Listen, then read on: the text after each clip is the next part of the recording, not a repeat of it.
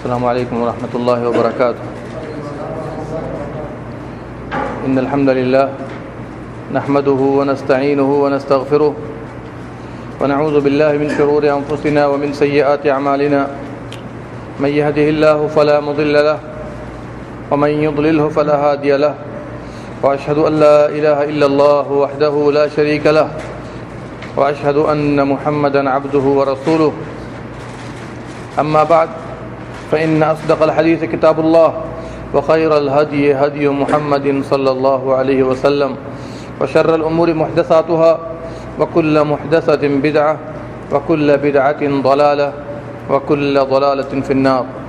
يقول الله سبحانه وتعالى في كلامه المجيد: أعوذ بالله السميع العليم من الشيطان الرجيم. إن الذين قالوا ربنا الله ثم استقاموا تتنزل عليهم الملائكة ألا تخافوا ولا تحزنوا وأبشروا بالجنة التي كنتم توعدون. نحن أولياؤكم في الحياة الدنيا وفي الآخرة ولكم فيها ما تشتهي أنفسكم ولكم فيها ما تدعون نزلا من غفور رحيم. یہ چند آیتیں جن کا تعلق سورہ فصلت سے ہے. 24ویں پارہ میں یہ صورت ہے. اللہ سبحانہ و تعالیٰ نے ہمیں اور آپ کو ایک عظیم سبق دیا ہے. سبق کیا ہے کہ ہم اور آپ جس مذہب کو فالو کر رہے ہیں، جس مذہب کو لے رہے ہیں، اسلام کے تابعدار ہیں، تو اللہ سبحانہ و تعالیٰ ہم سے اور آپ سے ایک ہی بات چاہتا ہے. بالخصوص ابھی رمضان کا مہینہ گزرا ہے. رمضان میں لوگوں نے بڑی عبادتیں کی، تلاوت قرآن کیا، نوافل ادا کیے، تہجد کا اہتمام کیا، صدقات و خیرات میں بڑھ چڑھ کر حصہ لیا. سب کچھ اپنی جگہ ہے، لیکن سوال یہ پیدا ہوتا ہے کہ چند دنوں کی عبادت کرنے کے بعد مسلمان پھر سو کیوں گئے؟ برائیوں کی طرف کیوں واپس ہم لوگ جا رہے ہیں؟ کیا اللہ نے صرف رمضان میں ہم سے عبادت طلب کیا ہے؟ یہ ایسے سوالات ہیں جن کا جواب ہر مسلمان کو سوچنا چاہیے. کیا جواب دیں؟ چند لوگ ہیں اللہ نے ان پر رحم کیا ہے، وہ استقامت پر ہیں، لیکن اکثریت کا حال یہی ہے. رمضان گزرا، دیکھ لیجئے مسجدیں تقریباً ویران ہو رہی ہیں، مسجدیں رو رہی ہیں. فجر کی نماز میں لوگ ماشاءاللہ 8-10 صف ہوا کرتے تھے، اور پھر وہی حالت ہو گئی 1 سے 2 صف باقی. میرے بھائیوں، اللہ سبحانہ و تعالیٰ کو ایسی عبادت کی ضرورت نہیں ہے کہ آپ چند دن عبادت کریں اس کے بعد سو جائیں، آرام کریں. نہیں، اللہ نے ایک ہی نظام دیا ہے: وَاعْبُدْ رَبَّكَ حَتَّى يَأْتِيَكَ الْيَقِينُ. کب تک اللہ کی عبادت کریں گے؟ جب تک موت نہ آ جائے. یہ قاعدہ دیا ہے. کسی آیت میں، کسی حدیث میں یہ نہیں بتایا گیا ہے کہ رمضان پر عبادت کر لو. بلکہ امام احمد بن حنبل رحمۃ اللہ علیہ اور دیگر سلف صالحین سے یہ پوچھا گیا کہ کچھ لوگ ہیں جو صرف رمضان میں عبادت کرتے ہیں، کیا کہتے ہیں ان کے بارے میں آپ؟ کہا یہ بہت برے لوگ ہیں جو صرف رمضان میں ہی اللہ کو پہچانتے ہیں. اس لیے کہ ہر مہینے کا رب ایک ہے. ایسا نہیں کہ رمضان کا رب اللہ ہے اور دوسرے مہینوں کا رب کوئی دوسرا ہے. ایسا نہیں. اس لیے میرے بھائیوں، توجہ طلب موضوع ہے کہ اللہ سبحانہ و تعالی ہم سے اور آپ سے کیا چاہتا ہے. صرف رمضان کی عبادت یا سال بھر ہر دن کی عبادت چاہتا ہے؟ اور اسی لیے اگر آپ قرآن کریم کا مطالعہ کیجئے تو اللہ فرماتا ہے وَلَا تَمُوتُنَّ إِلَّا وَأَنْتُمْ مُسْلِمُونَ. اللہ اکبر. موت آنی چاہیے تو اسلام پر آنی چاہیے. ایسے لوگوں پر سوء خاتمہ کا اندیشہ ہے، برے خاتمے کے شکار نہ ہو جائیں جو چند دن عبادت کر کے سو جاتے ہیں. اور اسی لیے اللہ پاک نے فرمایا، یوسف علیہ السلام کی دعا نقل کرتے ہوئے کیا فرمایا؟ فاطر السماوات والارض. آسمان و زمین کے پیدا کرنے والے، انت ولی فی الدنیا والآخرہ. دنیا میں اور آخرت میں تو میرا کارساز ہے، تو میرا دوست. آگے توفنی مسلمہ. یاد رکھیے، توفنی مسلمہ. توجہ کریں. اے اللہ مجھے موت دے، وفات دے. کس پر؟ اسلام پر دے. کون دعا کر رہے ہیں؟ شاہد نہیں دعا کر رہا ہے، آپ نہیں دعا کر رہے ہیں. کون دعا کر رہے ہیں؟ اللہ کے ایک بڑے نبی، اللہ کے ایک بڑے نبی جن کو آپ یوسف علیہ السلام کہتے ہیں، وہ دعا کر رہے ہیں توفنی مسلمہ، اے اللہ اسلام کی حالت میں وفات دینا. کیا ان پر کوئی خطرہ تھا؟ نہیں، 1% بھی کوئی خطرہ تھا کہ موت آئے گی غیر اسلام پر؟ نہیں، یہ ہمیں اور آپ کو سبق سکھا کر کے گئے، وَأَلْحِقْنِي بِالصَّالِحِينَ، اے اللہ نیکوکاروں کے ساتھ ملا دے۔ بالخصوص آج کے اس دور میں جب کہ قدم قدم پہ ایسے ایسے فتنے رونما ہو چکے ہیں، ایسا انحرافات آ چکا ہے، برائیوں کا ریل پیل ہے، مال و دولت کی کثرت کو لوگوں نے کمپٹیشن کا ذریعہ بنا دیا ہے، ایسے موقع پر استقامت کی شدید ترین ضرورت ہے۔ اور اسی لیے تو اللہ نے 17 مرتبہ کم سے کم نماز میں پڑھنے کا حکم نہیں دیا، اہدنا الصراط المستقیم۔ حالانکہ پڑھنے والا کسی قدر استقامت پر ہے، جو کہہ رہا ہے اہدنا الصراط المستقیم کسی قدر استقامت پر ہے، تبھی تو وہ نماز پڑھ رہا ہے، تبھی تو وہ قرآن پڑھ رہا ہے، تبھی تو وہ حج کرنے عمرہ کرنے جاتا ہے۔ لیکن 17 مرتبہ فرائض میں نوافل اور سنن کو چھوڑ کر اتنی مرتبہ دعا کرانے کی اللہ کو کیا ضرورت تھی؟ اللہ کو خوب پتہ ہے کیسے کیسے فتنے نمودار ہوں گے، کیسی کیسی بے حیائیاں، اور اس طریقے سے جیسا کہ آج آپ دور میں دیکھ رہے ہیں ایسے ایسے انحرافات موجود ہیں۔ آج موبائل کے فتنے کو دیکھیے، عورتوں کے بے حیائی کے فتنے کو دیکھیے، شرک و بدعت کے فتنوں کو دیکھیے، ایک نہیں ہے کہ میں آپ کو گنا دوں، یہاں پر تو ہزاروں کی تعداد میں ایسے فتنے موجود ہیں۔ میرے بھائیوں، ایسے موقع پر استقامت کی شدید ضرورت ہے۔ سوال آپ پیدا کریں گے کہ استقامت ہے کیا؟ سوال پیدا کریں گے کہ استقامت ہے کیا، جو بار بار ہم استقامت سنتے ہیں۔ استقامت یہ ہے کہ دین کو اللہ نے جیسے نازل کیا ٹرو کاپی بعین ہی اسی طرح آپ عمل کیجئے، نہ دائیں جائیے نہ بائیں جائیے، یہ استقامت ہے۔ اور اسی لیے اللہ کے سارے وعدے استقامت کے اوپر ہیں، کوئی وعدہ استقامت سے ہٹ کر نہیں ہے۔ اب رہے وہ مسلمان جو کلمہ پڑھ کر جنت کے ٹھیکیدار اپنے آپ کو سمجھتے ہیں، وہ ان آیات پر غور کر لیں کہ اللہ سبحانہ و تعالی ہم سے اور آپ سے کیا چاہتا ہے۔ آئیے ترجمہ کر لیتے ہیں۔ ان الذین قالوا ربنا اللہ، ان الذین قالوا، ان لگا دیا پہلے ہی تاکہ ہر آدمی یقین سمجھ کر اس پر عمل کرے گا۔ بے شک جن لوگوں نے کہا ہمارا رب اللہ ہے، جنہوں نے کلمہ شہادت پڑھ لیا لا الہ الا اللہ محمد الرسول اللہ، منہ سے تو کہہ دیا، منہ سے کہہ دیا لا الہ الا اللہ محمد الرسول اللہ، لیکن منہ سے کہنے کو عمل نے اگر جھٹلا دیا، ثم استقاموا، پھر انہوں نے ثبات قدمی اختیار نہیں کی، دین پر گامزن نہیں ہوئے، تو پھر یاد رکھیے اللہ کا کوئی وعدہ اس کے ساتھ نہیں۔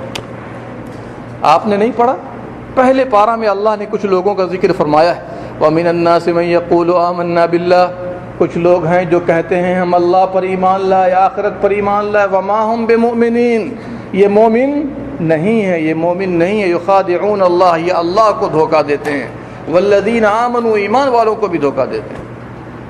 آج ہم اور آپ اربوں کی تعداد میں ہیں، لیکن ایسے مسلمانوں سے کچھ ہو رہا ہے؟ دیکھ رہے ہیں آپ، ایسے ہی لوگ ہر جگہ پریشان نظر آتے ہیں۔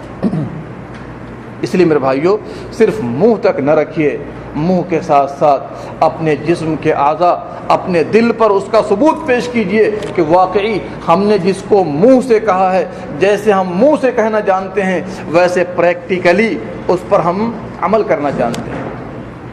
اور اسی لیے اللہ نے فرمایا ثم استقاموا، پھر انہوں نے استقامت اختیار کی۔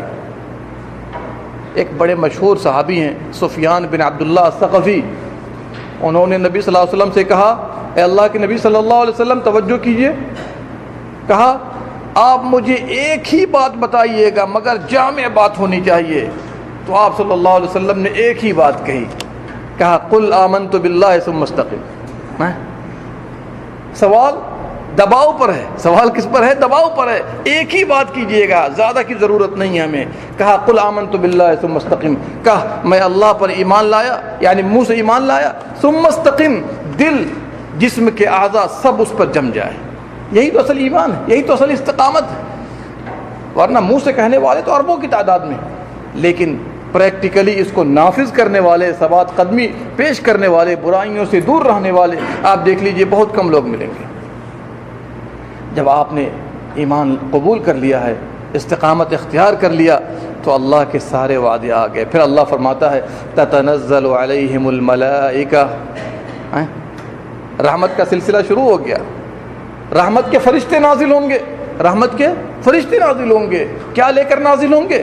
اللہ اکبر، دو عظیم خوشخبری لے کر آ رہے ہیں آپ کے سامنے. اللہ تخافو، جی ڈرنا نہیں. دنیا میں تم نے نڈر ہو کر کام کیا تھا نا، بے خوف ہو کر کام کیا تھا اللہ کے لیے. اب ہم آ رہے ہیں تم کو بدھائی دینے کے لیے، ڈھارس بندھانے کے لیے آ رہے ہیں. کیا؟ تتنزل علیہم الملائکہ اللہ تخافوا. ہاں جی، مستقبل میں، فیوچر میں کسی چیز سے خوف مت محسوس کرنا. یہاں تک کہ قیامت کے میں، حشر کے میدان میں اچھے اچھے لوگ گھبرائے ہوں گے، وہاں پر بھی فکر نہ کرنا، ہم تمہارے ساتھ رہیں گے، اللہ کی مدد شامل حال ہوگی. اللہ نے فرمایا لا يحزنهم الفزع الاکبر وتتلقاهم الملائکہ. قیامت کے دن جو لوگ گھبرائے نظر آئیں گے، عام لوگ، اللہ فرمائے گا گھبرانا نہیں، آج گھبراہٹ تم سے دور رہے گی. اور آگے وتتلقاهم الملائکہ، فرشتے ہاتھوں ہاتھ لے رہے ہوں گے، فرشتے ہاتھوں ہاتھ لے رہے ہوں گے. یہ ہے، گھبرانا نہیں. آگے نہ قبر کے اندر گھبراہٹ میں پڑو گے، نہ آگے نکلو گے تو گھبراہٹ میں پڑو گے. اور یہاں تک کہ پل صراط ہے، میزان ہے، اور بہت سی چیزیں، مراحل ہیں، وہاں پر بھی انشاءاللہ تمہارے لیے کوئی گھبراہٹ نہیں. اسی بات کو اللہ نے سورہ ابراہیم کے اندر بیان فرمایا، یثبت اللہ الذین آمنوا بالقول الثابت فی الحیاۃ الدنیا وفی الآخرہ. اللہ ایمان والوں کو ثابت کر دیتا ہے، کہاں پر؟ دنیا میں بھی اور ساتھ ساتھ آخرت میں بھی. بالکل ثابت کر دے گا، آپ ڈگمگاہٹ کے شکار نہیں ہوں گے آپ. اور اس سلسلے کی حدیثیں معروف ہیں. قبر میں بندہ مومن کیسے مستقیم رہے گا، آگے جائے گا تو کیسے مستقیم رہے گا، اس کی تفصیل کا بھی موقع نہیں. تو فرشتے آ کر دو خوشخبری دے رہے ہیں، اللہ تخافو، آگے کے لیے ڈرنا مت. کیا ہوگا آگے؟ نہیں ڈرنا مت. ولا تحزنوا، پیچھے جو زندگی گزار کر آئے ہو، بال بچے ہیں، اہل و عیال ہیں، اس کے بارے میں بھی غم کرنے کی ضرورت نہیں، ان کا بھی ہم ساتھ دیں گے. سبحان اللہ، تمہارا ہم مستقبل میں ساتھ دیں گے. اور ماضی میں جو بچے چھوڑ کر آ گئے ہو، ان کی بھی فکر مت کرنا، ان کے بھی ساتھ اللہ ہی ہوگا. دو خوشخبری ہو گئی. تیسری خوشخبری وَأَبْشِرُوا بِالْجَنَّةِ الَّتِي كُنْتُمْ تُوعَدُونَ. اللہ ہم سب کو بنائے، جنت کی بشارت لے لو، جنت کی. سبحان اللہ. امام احمد سے سوال کیا گیا کہ بندہ مومن اطمینان کب محسوس کرے گا؟ کب؟ کہا جب جنت میں قدم ڈال دے، جب جنت میں. لیجئے خوشخبری سنا دی گئی، وَأَبْشِرُوا بِالْجَنَّةِ الَّتِي كُنْتُمْ تُوعَدُونَ. جس کا وعدہ تم سے بار بار کیا جاتا تھا، اس جنت کی بشارت سن لو. اب بتائیے، جب فرشتے جنت کی بشارت دے رہے ہوں گے، کیا اس کے بعد کوئی فکر، کوئی غمگینیت، کوئی تکلیف آئے گی؟ کبھی بھی نہیں آ سکتی. اور آگے سنیے، نحن اولیاؤکم فی الحیات الدنیا وفی الآخرہ. ہاں جی، ہم تمہارے سپورٹر بھی رہیں گے، دنیا میں بھی اور آخرت میں بھی. یہ اللہ سبحانہ و تعالیٰ کے فرشتے بتائیے کتنی بشارتیں دے رہے ہیں. نحن اولیاؤکم فی الحیات الدنیا وفی الآخرہ. آگے چلیے، وَلَكُمْ فِيهَا مَا تَشْتَهِي أَنفُسُكُمْ. جو چاہیے گا دیا جائے گا، جو خیالات آئیں گے، جو آپ کا ڈیمانڈ ہوگا، سب دیا جائے گا آپ کو. لیجیے، کام ایک ہی کرنا ہے، صرف ثبات قدمی اختیار کرنی. یہاں پر پاؤں کو نہ ڈگمگائیے، آگے ہم پاؤں کو ڈگمگانے نہیں دیں گے آپ کے. وَلَكُمْ فِيهَا مَا تَشْتَهِي أَنفُسُكُمْ. پیارے نبی صلی اللہ علیہ وسلم نے فرمایا جنت میں ایسی ایسی نعمتیں ہیں. آپ جا کر کے میرا ایک موضوع یوٹیوب پر سنیے، جنت کی نعمتوں کے نام سے ہے. گھنٹہ میں نے صرف نعمتوں پر ہی گفتگو کی ہے. ایسی ایسی نعمتیں ہیں جو کسی کان نے سنا نہیں ہوگا. سبحان اللہ. کسی آنکھ نے دیکھا نہیں ہوگا، کسی دل پر کھٹکا نہیں ہوگا. کیسی کیسی نعمتیں ہیں. سبحان اللہ. تو میرے بھائیوں، اگر یہ سب چیزیں، یہ بشارتیں اگر ذہن میں ہم اور آپ بیٹھا لیں تو ثبات قدمی، موجیں، فتنوں کی موجیں اگر آ بھی جائیں تو انشاءاللہ اللہ سبحانہ و تعالیٰ آپ کی حفاظت کرے گا. اور اسی لیے پیارے حبیب صلی اللہ علیہ وسلم کی ایک بڑی جامع دعا ہوا کرتی تھی. آپ لوگوں نے رمضان میں بار بار سنا ہوگا، وتر کی نماز میں دعائے قنوت کے اندر، وَإِذَا أَرَدْتَ فِتْنَةَ الْعِبَادِ. اے اللہ، جب تو بندوں کو فتنے میں ڈالنا چاہے، فَقْبِضْنَا غَيْرَ مَفْتُونِينَ. بغیر فتنے میں ڈالے ہوئے تو ہم لوگوں کو قبض کر لیں. بڑی جامع دعا ہے، نبی صلی اللہ علیہ وسلم فرمایا کرتے تھے. اس نبی کا حال کیا تھا؟ احمد مجتبیٰ محمد مصطفیٰ صلی اللہ علیہ وسلم برابر دعا کرتے تھے، عمل کے ساتھ ساتھ، یا مقلب القلوب ثبت قلبی علی دینک. بتائیے کتنی جامع دعا ہے. اے دلوں کے بدلنے والے، غور کیجئے، اے دلوں کے بدلنے والے، دل کو ثابت کر دے اسلام کے اوپر، دین کے اوپر، اپنی اطاعت کے اوپر، برائیوں سے بچاؤ کے اوپر، صحیح عقیدے کے اوپر۔ اور آگے سبحان اللہ، وَلَكُمْ فِيهَا مَا تَدَّعُونَ، ایک تو دل میں خواہش ہے کہ ایسا ہو جائے، اور ایک تمنا ہے، فکر ہے کہ ایسا ہو جاتا۔ اللہ سبحانہ و تعالیٰ فرماتا ہے تمنا، خواہش اللہ تعالیٰ سب پورے کر دے گا۔ یہاں پہ خواہش نہ پوری کیجیے آپ، ارے خواہش پوری کرنے کی جگہ ہمارے لیے جنت ہے، یہ نہیں ہے دنیا۔ یہاں تو ایک پورا کرتے ہیں تو ایک کم پڑ جاتا ہے، ایک لاتے ہیں تو ایک کے لیے سوچنا پڑتا ہے، ایک ہے تو ایک غائب ہے، مارکیٹ ہی سے آؤٹ ہے۔ سبحان اللہ، یہ کون سی دنیا بتائیے، تکلیف کی دنیا۔ لیکن اللہ سبحانہ و تعالیٰ فرماتا ہے تم یہاں میرے ہو جاؤ، ہم تمہارے وہاں ہو جائیں گے، یہاں تم میرے حکموں پر چل دو، انشاءاللہ دنیا سے جب گزرو گے قبر کے اندر اور آگے تو انشاءاللہ اللہ سبحانہ و تعالیٰ ہر موڑ پر آپ کی مدد کرے۔ یہ ہے استقامت کا۔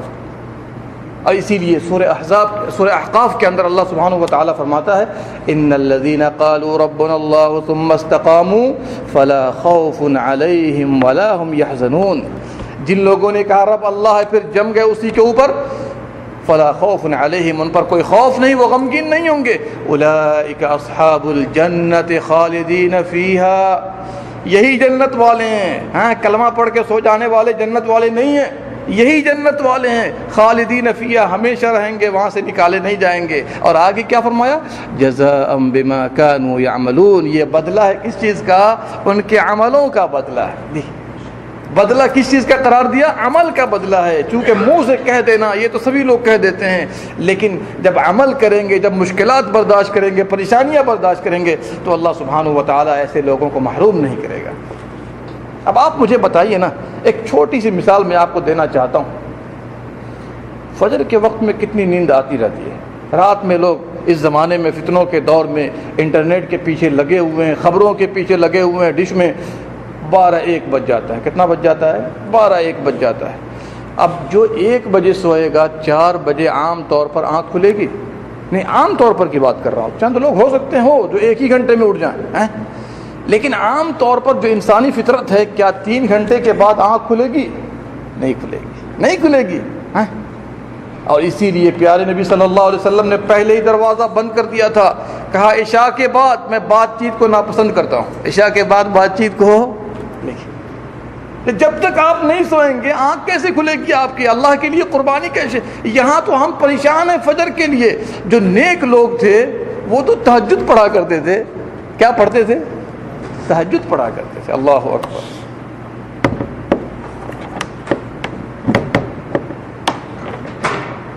تو میرے کہنے کا مطلب کیا ہے میرے بھائیوں، کہ آج کے اس پرفتن دور میں، فتنوں کے دور میں، ہمیں اور آپ کو چاہیے کہ استقامت اختیار کریں۔ کیا کریں؟ استقامت اختیار کریں۔ واللہ میں پریشان ہوتا ہوں قرآن کی ایک آیت کو بار بار پڑھتے ہوئے، دیکھتے ہوئے۔ اللہ نے کیا فرمایا؟ فاستقم کما امرت، فاستقم، سورہ ہود کے اندر، فاستقم کما امرت۔ اے پیارے حبیب، ان کو کہا جا رہا ہے، آپ کو نہیں کہا جا رہا ہے۔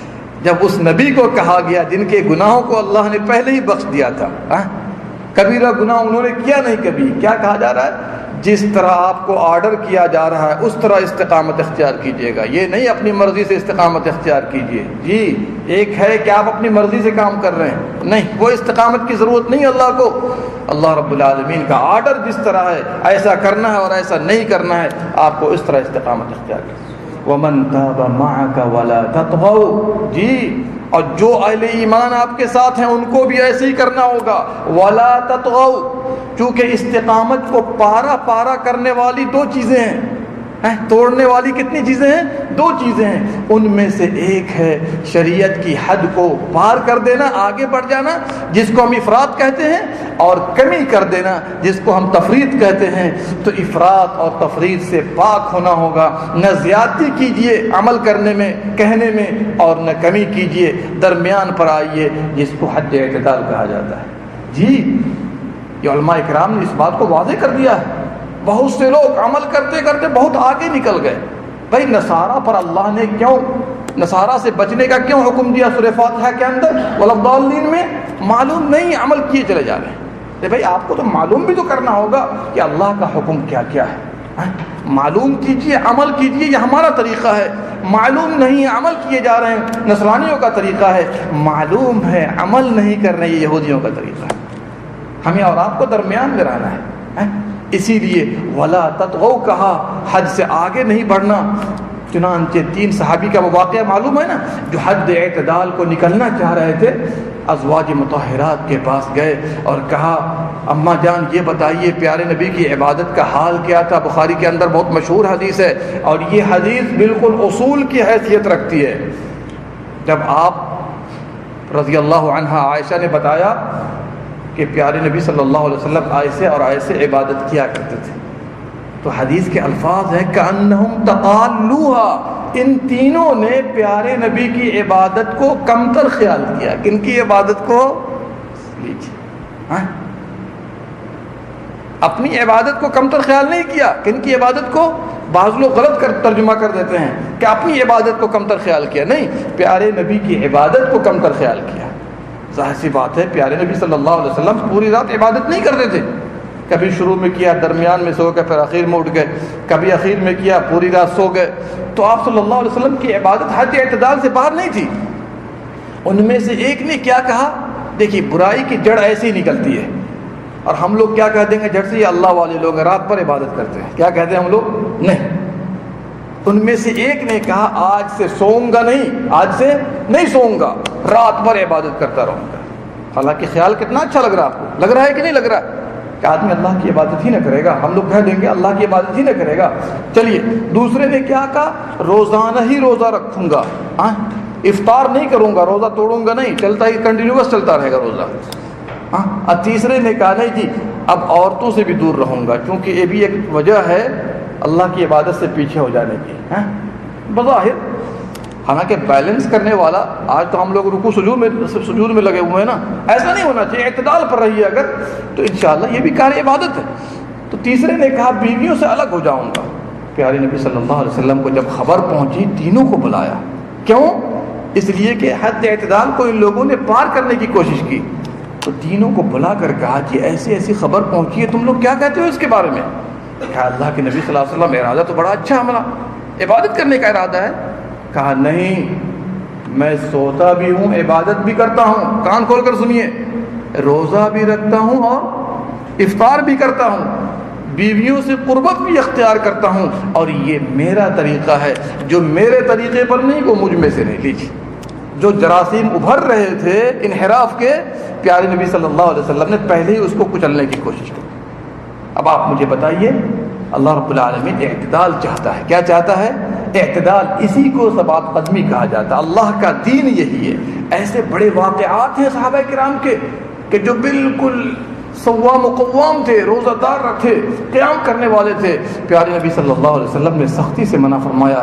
کہا جی جسم کا بھی حق ہے، مہمان کا بھی حق ہے، بیوی بچوں کا بھی حق ہے، ان سب حقوق کو ادا کرنا تمہارے اوپر فرض. غور کر رہے ہیں، اسلام معتدل مزاج مذہب ہے. ایک ہی طرف جانے کو نہیں کہتا، بیلنس کیجئے گا، پھر آپ ثبات قدمی پر رہیے گا.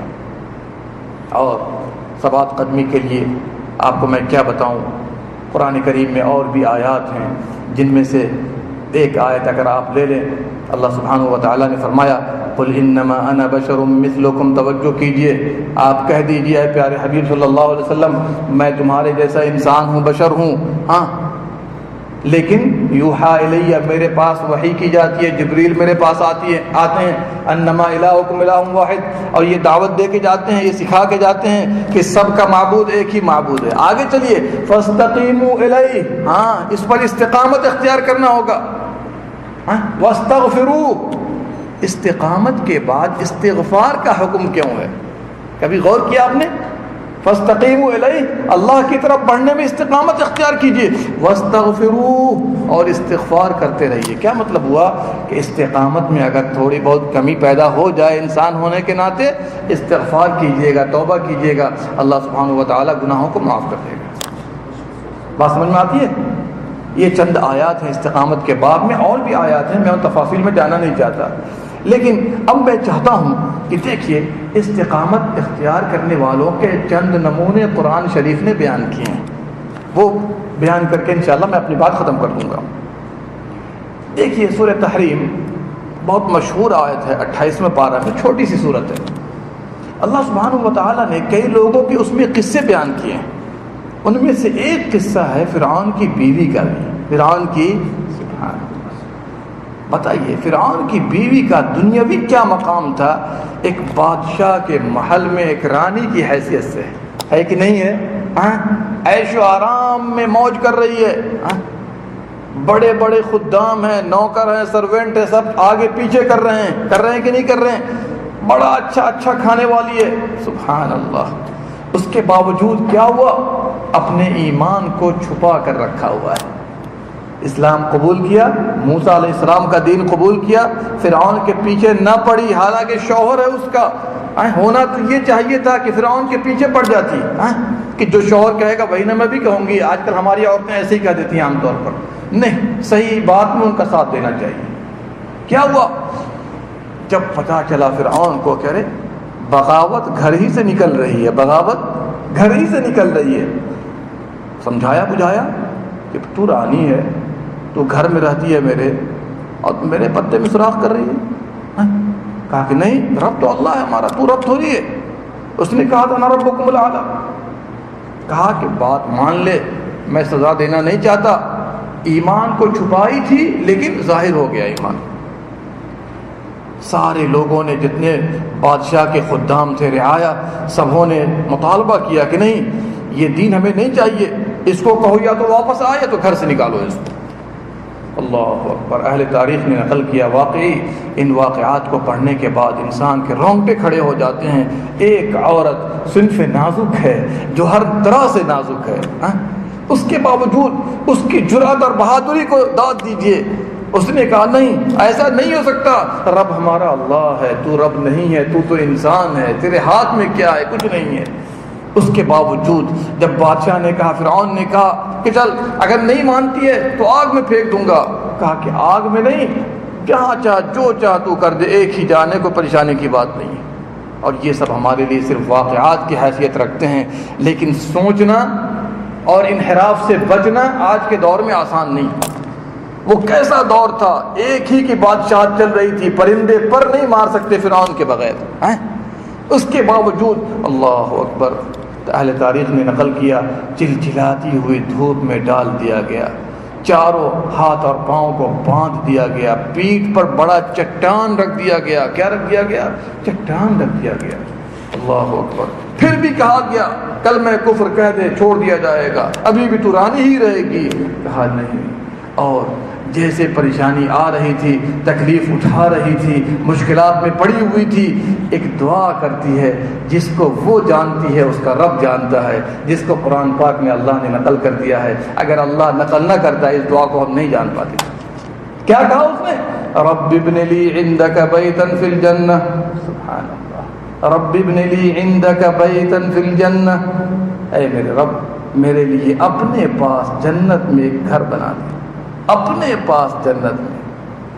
علماء تفسیر نے لکھا ہے اپنے پاس جنت میں کیا مطلب ہوتا ہے؟ ایک تو ہے کہ جنت میں گھر بنا دے، لیکن اپنے پاس عندک بیتن، قرآن نے کیا کہا؟ عندک بیتن فی الجنہ، اپنے پاس جنت میں گھر بنا دے۔ اس کا مطلب یہ ہے کہ وہ جنت کا جو گھر ہونا چاہیے عرش سے قریب ہونا چاہیے۔ کیا ہونا چاہیے؟ جنت تو بہت کشادہ ہے، جنت عرضها السماوات والارض، اس کی چوڑائی آسمانوں اور زمینوں کے برابر ہے۔ لیکن یہ کیا دعا کر رہی ہے کہ جس حساب سے میں عورت ہو کر تکلیف اٹھا رہی ہوں، میں مستحق ہوں کہ عرش کے قریب ہمارا گھر ہونا چاہیے، تب جا کر اللہ میں راضی ہوں گی۔ اب آپ غور کیجئے، یہ دعا کر رہی ہے اور اللہ سبحانہ و تعالیٰ ان کی دعا کو قبول کر رہا ہے، ان کی دعا کو قبول کر رہا ہے۔ پیارے نبی صلی اللہ علیہ وسلم نے فرمایا، دنیا میں مرد تو بہت زیادہ مکمل ہوئے، مکمل بہت زیادہ مرد تھے، لیکن عورتیں مکمل نہ ہو سکی سوائے چند کے۔ اس میں سے ایک آسیہ بنت مزاحم بھی ہے، آسیہ بنت مزاحم بھی، ایک کمپلیٹ عورت تھی۔ عورتیں ناقص العقل ہے، ناقص ہے، ادھوری عورت ہوتی ہے، ساری عورتیں ادھوری ہیں سوائے چند ایک کے۔ اس میں سے اس کا بھی نام آتا ہے کہ آسیہ کیا تھی؟ کمپلیٹ عورت تھی۔ اور ایک روایت میں ہے کہ جنت کی سردارن کئی ایک ہیں، ایک روایت میں 4 کا تذکرہ آتا ہے، اس میں سے فرعون کی بیوی کا بھی نام آتا ہے۔ غور کیجئے، ایک معمولی سی عورت ہو کر بھی کتنی تکلیف برداشت کر رہی ہے اللہ کے لیے.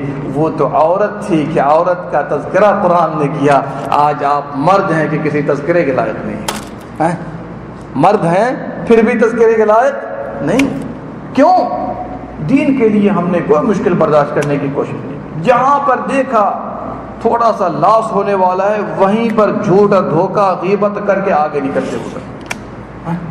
اب آپ مجھے بتائیے، ایسی عورتیں قابل تعریف، ان میں سے ایک یہ بھی، اور اسی عورت کے قبیل سے ایک اور عورت بھی ہے جس کو اہل تاریخ بھولے نہیں. آپ نے بھی سنا ہوگا ماشطہ بنت فرعون کا. فرعون کے محل کے قصے سنا رہا ہوں آپ کو. ماشطہ بنت فرعون، ماشطہ بنت فرعون یہ کیا تھی؟ خادمہ تھی فرعون کے محل میں. ظاہر سی بات، بہت سارے خدام مرد ہوتے ہیں تو عورتیں بھی ہوتی ہیں. تو یہ اس محل کی خدمت کیا کرتی تھی. فرعون کی بیٹی، بیوی، فلاں چیزیں سب کی خدمت کیا کرتی. ایک روز فرعون کی بیٹیوں کے سر میں کنگھی کر رہی تھی. حالانکہ یہ بھی تاریخ نے کہا یہ بھی عورت جو ہے اپنے اسلام کو، ایمان کو چھپائے ہوئی تھی پہلے سے، لیکن جو دل میں ہوتا ہے منہ پر کبھی کبھی آ جاتا ہے چاروں ناچار. سبحان اللہ. جب کنگھی گری، گرنے کے بعد اس نے کہا بسم اللہ. آج تو ہم بسم اللہ جانتے ہی نہیں، کس کو 786 کو جانتے ہیں. کس کو جانتے ہیں آج ہم؟ 786 جانتے ہیں کہ نہیں جانتے ہیں؟ بسم اللہ کہاں ہے؟ کچھ گرے گا تو کچھ اور بول لیتے ہیں، کچھ انگلش کے الفاظ استعمال کر لیتے ہیں. اس نے کہا بسم اللہ. بچیوں نے کہا فرعون کہ یہ بسم اللہ یہ اللہ کون ہے جی؟ وہی اللہ نا جو میرا باپ ہے. کیا کہا؟ وہی اللہ نا جو میرا باپ ہے. کہا نہیں. اللہ اکبر. جرأت دیکھیے، اب تک چھپا رہی تھی لیکن جب حق ظاہر ہو گیا کس طرح ثبات قدمی کا ثبوت پیش کر رہی ہے. کیا کہتی ہے؟ میرا رب، تیرا رب، تیرے باپ کا رب سب اللہ ہے جو آسمانوں پر ہے. لیجیے، اتنا بولنا تھا کہ بلڈنگ میں پورے محل میں آگ لگ گئی. پتا چلا فرعون کو یہ کون ماشطہ آ گئی ہے جو میرے علاوہ کسی اور کو رب مانتی ہے. یہ کون آ گئی؟ کہاں سے آ گئی اٹھ کر؟ بلایا گیا. ہاں جی کیا بات ہے؟ بات یہی ہے کہ جس مالک نے آپ کو پیدا کیا، آپ کو بھیجا، ہمیں بھیجا، وہی تو اللہ ہے جو آسمانوں پر ہے. اچھا میرے علاوہ بھی کوئی رب ہے؟ خیریت نہیں ہوگی. 5 بچے تھے. کتنے بچے تھے؟ 5 بچے تھے. یہ مثال پیش کر رہا ہوں صرف قصہ سنانے کے لیے نہیں، اس بنا پر کہ دیکھیے خواتین نے جب ایسے نمونے پیش کیے تو ہمیں اور آپ کو تو بدر کے اولا پیش کرنا چاہیے. 5 بچے تھے. فرعون نے کہا ان 5 کو، ان کو سب کو ایک بڑی پتیلی لاؤ اور اس کے اندر تیل ڈالو. جب تیل خوب گرم ہو جائے ان سب کو ڈال دو، کوئی پرواہ کی بات نہیں. ایسا ہی کیا گیا. اللہ اکبر.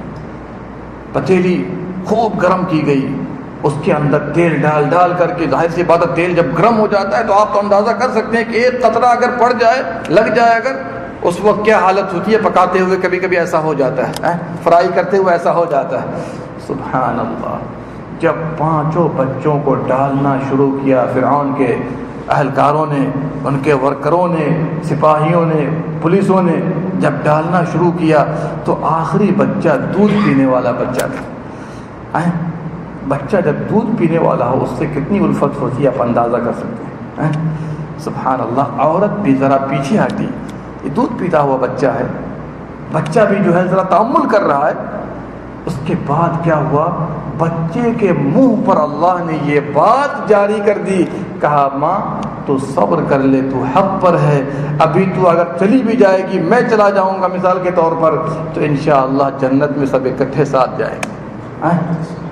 بچے نے کہا، جو دودھ پیتا بچہ ہے، جو تأمل کر رہی تھی عورت، اب کیا ہوگا، اب تو بچے کی باری ہے. تو ان لوگوں نے بچے کو بھی ڈال دیا. ظاہر سی بات ہے کیا حالت ہوگی، قابل بیان نہیں ہے. اس کے بعد اس عورت کو بھی ڈال دیا گیا. سب کے سب کہاں چلے گئے؟ اتنی ہمت والی بات، اتنا جرأت والا کام، اتنا اچھا کام کہ اس کی خوشخبری سنائی گئی پیارے نبی صلی اللہ علیہ وسلم. مسند امام احمد اور بحقی کے اندر روایت ہے، جب آپ صلی اللہ علیہ وسلم اپنے سب سے مبارک سفر میں جا رہے تھے، اسراء معراج والے سفر میں، اللہ اکبر، جب گئے تو ایک بڑی اچھی خوشبو ملی. کہا جبریل یہ کیسی خوشبو ہے یہ؟ یہ تو ایک عجیب طریقے کی خوشبو ہے جس کا تصور انسان نہیں کر سکتا. کہا یہاں یہ ماشطہ بنت فرعون اور اس کے اولاد کی خوشبو ہے. کس کی خوشبو ہے؟ سبحان اللہ. بتائیے ان لوگوں کو دنیا سے گئے ہوئے ہزاروں ہزار سال ہو گئے, ہوئے کہ نہیں ہوئے؟ فرعون کا زمانہ کب, ہمارے نبی کا زمانہ کب, وہ خوشبو آج جنت کے اندر ان کو سنگایا جا رہا ہے. کس بنا پر؟ ایسے کام اللہ کے نزدیک قابل تعریف ہیں, اور آپ تو جانتے ہیں اسی کو ثبات قدمی کہا جاتا ہے. تو میرے بھائیوں, کہنے کا مطلب یہ ہے, یہ تو ہم نے صرف 2 عورتوں کے قصے سنائے, مردوں کے قصے ابھی نہیں سنائے, انبیاء کے قصے نہیں سنائے, ورنہ ہر نبی کی زندگی میں ایسے ایسے واقعات ضرور ہیں جب انہوں نے ثبات قدمی کا نمونہ پیش کیا ہے. ابراہیم کے اندر, اسماعیل کے اندر, موسیٰ کے اندر, عیسیٰ کے اندر, اور ہمارے نبی کی زندگی تو بھری پڑی ہے. اس کے بعد صحابہ اکرام کی زندگی ہے, تابعین کی زندگی ہے, اس کے بعد ائمہ اربعہ کی زندگی ہے, اس کے بعد ابن تیمیہ کی زندگی ہے. ایسے ایسے لوگوں کی زندگیوں کو پڑھ جائیے تو آپ کو پتہ چلے گا اللہ اکبر, وہ کہاں تھے, وہ آسمانوں پر تھے, ہم لوگ زمین پر ہیں, جبکہ دین وہی ہے, سب کچھ وہی ہے. تو میرے بھائیوں, میں تفصیل میں نہیں جانا چاہتا ہوں. آئیے, سب سے پہلی بات یہ ہے کہ استقامت ہم لوگوں کو اختیار کرنی ہے عقیدے کے اوپر. جب دل مستقیم ہوگا تو جسم کے اعضاء بھی مستقیم ہوں گے. آج ہمارے دل میں نوک جھونک زیادہ ہے, نوک جھونک زیادہ ہے, اور اسی بنا پر دیکھ لیجیے ہمارے اعمال میں کوتاہی. آج ہم نے اپنے دل کو مضبوط کیا, ہماری نیت درست ہے, 2-4 پیسے کی بات آئے گی دل ڈگمگا جاتا ہے. دیکھیے 2-4 پیسے کی بات ہے, اللہ اکبر. ایسے لوگوں کو ہم نے دیکھا اپنی چھوٹی سی زندگی میں جنہوں نے دھوکہ دیا, ایک وقت تھا دے دیا, لیکن آئے واپس ہو کر کہا شیخ اپنی زندگی کو بدلنا چاہتا ہوں. اتنے سال گزر گئے لوگوں کا مال دھوکہ سے کھاتے کھاتے, اب اس کا کیا علاج؟ غور کیجیے. ایسے لوگ جب اللہ کی طرف بڑھتے ہیں اللہ سبحانہ و تعالیٰ ان کے لیے خلاص کا راستہ نکال دیتا ہے. تو میرے بھائیوں, سب سے پہلے عقیدے کا علم حاصل کیجئے کہ اسلام نے جو ہمارے اور آپ کو مضبوط کرنے کے لیے جو عقیدہ دیا ہے وہ کون سا عقیدہ ہے. آپ جانتے ہیں آپ, ارکان ایمان عقیدہ ہے, اس کے علاوہ عقیدہ کچھ نہیں ہے. ارکان ایمان جو 6 ہیں وہ عقیدہ ہے, لیکن 6 ارکان ایمان سب کو یاد ہے, آمنت باللہ و ملائکتہ, لیکن اس کے جو جزوی مسائل ہوا کرتے ہیں عقیدے کے وہ ہمیں اور آپ کو نہیں پتہ ہے. اتنی بڑی مجلس ہے آپ کے سامنے, پوچھ بیٹھیے اللہ پر ایمان لانے کا مطلب کیا ہے, کتنی چیزیں شامل ہیں نہیں پتہ ہم لوگوں کو, جبکہ پوری زندگی گزرنے جا رہی ہے. تو میرے بھائیوں, سب سے بڑی بات یہ ہے کہ چھوٹے چھوٹے مسئلے دیکھنے میں نظر آتے ہیں لیکن اللہ کے نزدیک عظیم ہے. اب آپ سوچئے نا, امام احمد بن حنبل رحمۃ اللہ علیہ کے ساتھ جو فتنہ خلق قرآن پیش آیا, اگر آپ سے وہی سوال کر دیا جائے کہ قرآن کیا ہے, بھئی اللہ نے ہر چیز کو پیدا کیا, اگر آپ سے کہہ دیا جائے اس قرآن کو بھی اللہ نے پیدا کیا ہے اس لیے کہ خالق اللہ ہے, تو آپ کیا کہیے گا؟ اکثر لوگ کہتے ہیں ہاں جی ہر چیز کا خالق تو اللہ ہے. دیکھیے وہی بات آ گئی جو زمانے پیش آئی تھی. اس لیے میں نے کہا نا آپ سے کہ آپ علم حاصل کیجئے. اگر آپ کے پاس علم ہوگا تو انشاءاللہ ثبات قدمی بھی اختیار کریں گے. علم نہیں ہوگا تو کہاں سے اختیار کریں گے؟ ایسے ایسے لوگوں سے ملاقات ہوئی جو ہمارے ساتھ حج پہ گئے, بات ہوئی یہودیت کی, نصرانیت کی, مجوسیت کی, ہندوازم کی, تو کہتے ہیں کہ وہ بھی میرے خیال سے صحیح مذہب ہے, حج کرنے گئے ہوئے. کیا کرنے گئے ہیں؟ حج کرنے گئے. لیجیے کیا کہتے ہیں, وہ بھی صحیح مذہب ہے, بس فرق یہ ہے کہ ہمارا طریقہ الگ ہے, ان کا طریقہ الگ ہے. مذہب تو وہ بھی سب ہے, وہ بھی حق, اپنی اپنی جگہ سب حق ہے. تو ایسی عام باتیں لوگوں نے کرنا شروع کر دیا. اس لیے میں نے کہا نا کہ جب تک علم نہ ہو, خواہ وہ عقیدے کا ہو یا عبادات کا ہو یا معاملات کا ہو, مضبوطی پیدا نہیں ہو سکتی. اسی لیے اللہ نے فرمایا علم والوں کی تعریف کرتے ہوئے, انما یخشی اللہ من عبادہ العلماء, اللہ سے صحیح معنوں میں ڈرنے والے کون ہوتے ہیں؟ جو اہل علم ہوتے ہیں, علم والے لوگ ہوتے ہیں. جاہل کیا ڈرے گا, اس کو تو پتہ ہی نہیں اللہ کے بارے میں کچھ. اسی لیے سب سے اولین تحفہ آپ کے لیے استقامت کے باب میں کیا ہے؟ علم شرعی حاصل کیجیے. کیا کیجیے؟ امام احمد کے مسئلے میں آپ جا کر اٹھا کر دیکھ لیجئے, ایک بڑا ہجوم لوگوں کا انتظار میں ہے کہ امام احمد کیا بولیں گے, ہم لوگوں کو نوٹ کرنا ہے. قلم کاپی سب لے کے بیٹھے ہوئے, کھڑے ہوئے, بھیڑ لگی ہوئی ہے کہ ذرا سننا ہے اس مسئلے میں امام احمد بن حنبل کیا کہتے ہیں. میرے بھائیو غور کیجیے نا ذرا سا, کیا امام احمد کو نہیں پتا تھا کہ ہم کو جب سزا دی جا رہی ہے، جیل میں ڈالا جا رہا ہے، مارا جا رہا ہے، پیٹا جا رہا ہے، سب کچھ کیا جا رہا ہے، وہاں پر اگر منہ سے لوگوں کو دکھانے کے لیے بھی کہا جائے اچھا ٹھیک ہے قرآن مخلوق کا ذرا راستہ چھوڑ دو جی، چھوڑ دیے جاتے، نہیں چھوڑ دیے جاتے، چھوڑ دیے جاتے، لیکن نہیں، پوری امت کو پتا ہے کہ قرآن و سنت میں قرآن و سنت میں کیا اصول بیان کیا گیا ہے۔ اس لیے میرے بھائیوں، سب سے پہلی کڑی کیا ہوگی کہ آپ اور ہم قرآن کا علم حاصل کریں، سنت کا علم حاصل کریں، اور یہ اللہ نے موقع دیا ہے یہ آرام کرنے کو، گپ شپ کرنے کو، بازار میں گھومنے کو، سامان لے کر سواری پکڑ پکڑ کے جانے کو بھی سبھی لوگ کر رہے ہیں، لیکن اللہ نے جو موقع دیا ہے اس سے آپ نے کیا فائدہ اٹھایا؟ وہاں بھی گپ شپ ہی کیجیے گا، بیٹھ کے بات چیت کر کے سو جائیے گا کھا پی کر، لیکن یہاں پر اللہ نے موقع دیا ہے کہ آپ آ کر قال اللہ قال رسول کی صداؤں کو سنیے اور اپنے دل کو سیراب کیجیے، اس سے بہتر کوئی موقع نہیں۔ علم حاصل کیجیے، اس کے بعد جب علم حاصل کریں گے تو عقیدے کا علم حاصل کیجیے، کیوں؟ فاعلم انہ لا الہ الا اللہ، جی اگر آپ نے علم حاصل نہ کیا تو ایک طوفان اٹھے گا، دو ہی طوفان ہے امت کے اندر، تیسرا کوئی طوفان نہیں ہے۔ آپ لوگ بتا سکتے ہیں کس دو طوفان سے لوگ تباہ ہو رہے ہیں آج؟ دو ہی طوفان ہے امت کو تباہ کرنے کے لیے، تیسرا کوئی طوفان ہی نہیں ہے۔ کون سا طوفان ہے؟ دو، ایک شبہات کا طوفان ہے اور ایک شہوات کا طوفان۔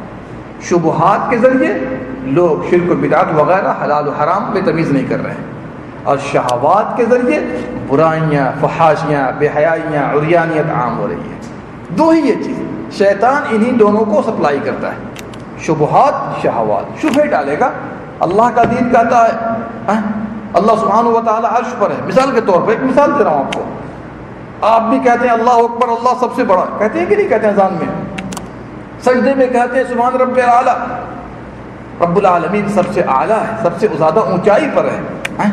قرآن حدیث کا عقیدہ ہے، ائمہ اربعہ کا عقیدہ ہے کہ اللہ سبحانہ و تعالی عرش پر ہے۔ کہاں ہے؟ عرش پر ہے، ساتوں آسمان کے اوپر عرش ہے۔ لیکن شبہات ڈالنے والے کہہ دیتے ہیں جی نہیں جی اللہ تعالیٰ تو ہر جگہ ہے۔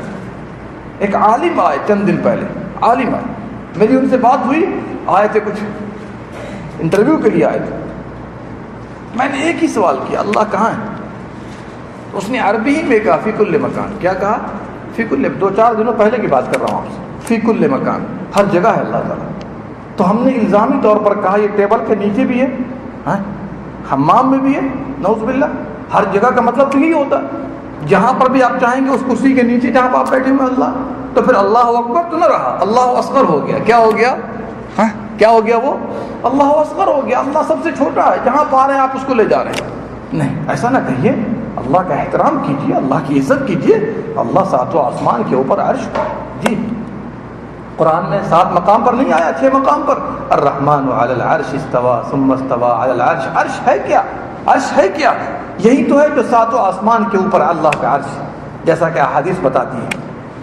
اب ایک مثال دے رہا ہوں آپ کو، اکثر لوگوں کو نہیں پتا ہے کہ اللہ کا ہے۔ اللہ، ایک انسان اوپر تک چلا جاتا ہے، ایک انسان، چھوٹی سی مثال لیجیے نا، ایک انسان اوپر تک چلا جاتا ہے، انسان کی پہنچ وہاں تک ہو گئی ہے، تو اللہ سبحانہ و تعالیٰ جو تمام مخلوقات میں سب سے زیادہ بڑا ہے، وہ خالق ہے، تو اللہ سبحانہ و تعالیٰ نے اپنے لیے سب سے نیچے کا انتخاب کیا ہے؟ اللہ کے لیے نیچے تو ہے ہی نہیں، اللہ کے لیے بلندی ثابت ہے۔ آیت الکرسی میں آپ نے کیا پڑھا تھا؟ وَهُوَ الْعَلِيُّ الْعَظِيمُ وَهُوَ الْعَلِيُّ، علی کس کو کہتے ہیں؟ بلندی کو۔ کس کو کہتے ہیں؟ بلندی کو۔ اللہ کے لیے بلندی ثابت ہے، اللہ کے لیے نیچے ثابت نہیں ہے، لہٰذا اللہ تعالیٰ آسمانوں کے اوپر عرش پر ہے۔ تو وہ حدیث یاد کر لیجیے، بات اپنی ختم کر دیتا ہوں۔ صحیح مسلم کی جو حدیث معروف ہے، ایک بکری کی چرواہی جو پیارے نبی صلی اللہ علیہ وسلم کے زمانے میں بکری چرا رہی ہے، ایک مثال دے رہا ہوں ورنہ مثالیں تو بہت ہیں، بکری چرا رہی ہے، اللہ کے حبیب صلی اللہ علیہ وسلم نے پوچھا اے بکری چرانے والی، این اللہ، اللہ کہاں ہے؟ آج بعض لوگ کیا کہہ دیتے ہیں، یہ سوال ہی غلط ہے۔ لیجیے، اگر آپ سوال کہہ دیجیے گا غلط ہے تو پیارے نبی نے غلط سوال کیا؟ جی آج لوگ کہتے ہیں یہ کون سا سوال ہو گیا جی، اللہ کہاں ہے؟ سوچیے، نبی صلی اللہ علیہ وسلم سوال کر رہے ہیں اللہ کہاں ہے، تو چرواہی کیا کہتی ہے؟ اللہ فی السماء، آسمانوں پر ہے۔ سما کا مطلب آسمان، آسمانوں پر ہے، اور ایک معنی سما کا ہوتا بلندی، بلندیوں پر ہے، نیچے نہیں ہے۔ کہاں ہے وہ؟ پھر دوسرا سوال کیا میں کون ہوں؟ کہا آپ اللہ کے رسول ہیں۔ تو آپ نے اس کے مالک سے کہا اس کو آزاد کر دو، یہ مومنہ ہے، اس کو آزاد کر دو۔ اس کا مطلب یہ ہے کہ مومنہ ہونے کی گواہی دی دو سوال کی بنا پر، اللہ کہاں ہے، میں کون ہوں، اللہ کہاں ہے اور میں کون ہوں، اللہ کہاں ہے آسمانوں پر۔ اس کا مطلب یہ ہے کہ جو اللہ کو زمین پر مانتا ہے وہ مومن، حدیث بتا دی ہے۔ لہذا میں تو ایک مثال دے رہا ہوں کہ شبہات کا دروازہ لوگ کیسے کھولتے ہیں، اس کو سمجھنے کی ضرورت ہے۔ اس کے علاوہ اور بھی بہت سارے سوالات ہیں جو شبہات ڈال ڈال کر کے لوگوں نے حق کو باطل کیا ہے۔ تو آدمی کو چاہیے ان باتوں کو، ان ہتھ کنڈوں کو سمجھے تاکہ استقامت پر رہے۔ اور اسی طریقے سے استقامت عبادات کے اندر ہے۔ جی ہاں، ایک آدمی سنت نہیں پڑھ رہا ہے، ایک آدمی نفل نہیں پڑھ رہا، استقامت کے خلاف ہے یہ۔ جی لوگ کہتے تھے جی فلاں صاحب تو نکل جاتے ہیں مسجد سے، یہاں کے لوگ تو نکل جاتے ہیں، لوگ کہتے رہتے برابر یہ سب باتیں۔ خبردار، آپ نے نمونہ پیارے نبی کو مانا ہے، یہاں کے لوگوں کو مانا ہے، فلاں کو مانا ہے، چلاں کو مانا ہے، یہ آپ مثال ہی پیش نہ کیجیے۔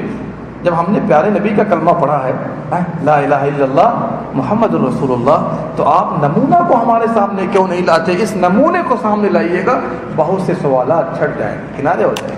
جی دیکھیے، اسی میں سے ہے اخلاق میں کمی۔ جی ہاں، اخلاق میں کمی ہمارے اندر آج۔ اگر اخلاق میں کمی کی مثال دوں، جو اپنے لیے پسند کرو دوسرے کے لیے بھی پسند کرو۔ آج ہمارا حال کیا ہے؟ اس کے برعکس ہے۔ اپنے لیے اچھا، دوسروں کے لیے کھانا خراب ہونے والا ہے، فلاں صاحب کو پہنچا دیجیے نا، وہ کھاتے رہتے ہیں۔ کیا کہتے ہیں لوگ؟ وہ کھا لیتے ہیں۔ سبحان اللہ، جب آپ نہیں کھاتے تو وہ دوسروں کے لیے کیسے پسند کیا آپ نے؟ یہ سب استقامت کے خلاف ہے۔ اس طرح کی مثالیں انشاءاللہ آپ خود بھی لے سکتے ہیں کہ دیکھیے لوگوں نے کس طرح کوتاہی کرنی شروع کر دی۔ اللہ سبحانہ و تعالیٰ سے دعا ہے رب العالمین ہم تمام لوگوں کو انحراف سے بچا دے۔ رب العالمین ہم تمام لوگوں کو شبہات اور شہوات کے اندر جو لوگ گمراہ ہو رہے ہیں، اللہ تعالیٰ ہم تمام لوگوں کی حفاظت فرمائے، اپنے دین پر استقامت کی توفیق دے، اور ہم تمام لوگوں کو توحید پر، سنت پر، حلال پر، اور جو بھی اللہ کو محبوب ہے، اللہ سبحانہ و تعالیٰ ہم تمام لوگوں کو اس پر چلنے، اس پر عمل کرنے کی توفیق دے۔ رب العالمین جب تک دنیا میں زندہ رکھ، اسلام پر قائم رکھ، جب دنیا سے رخصت کر ایمان پر۔ آمین یا رب العالمین۔ اللہم صلی علی نبینا محمد وعلی آلہ وصحبہ اجمعین۔